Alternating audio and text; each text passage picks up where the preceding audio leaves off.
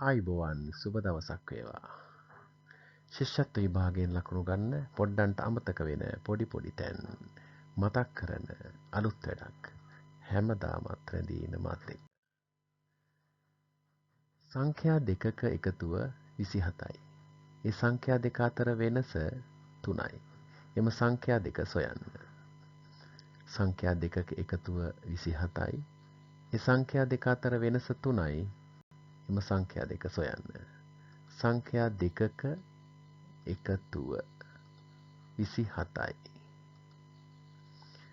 ඒ සංඛ්‍යා දෙක අතර වෙනස සංඛ්‍යාවක දෙකම අපි දන්නේ නැති අවස්ථාවක සංඛ්‍යා දෙක එකතුව 27ක් කියලා දීලා තියෙන වෙලාවක සංඛ්‍යා දෙකේ එකතුව 27යි.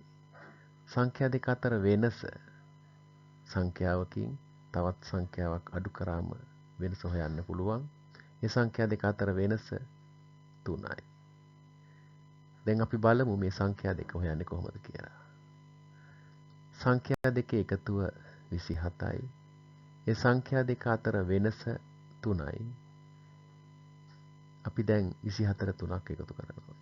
24 3ක් එකතු කරාම 30යි. ඒ ලැබුණු එකතුව 30 බෙදනවා දෙකෙන්.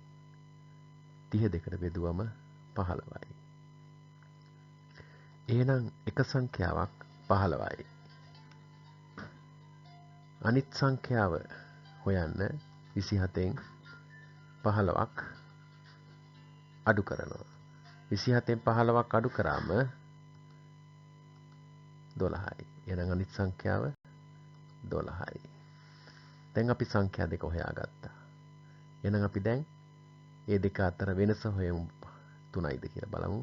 15න් 12ක් අඩු කරාම 3යි. එහෙනම් අපි සංඛ්‍යාව දෙක හොයාගෙන අවසానයි. එක සංඛ්‍යාවක් 15 අනිත් සංඛ්‍යාව 12.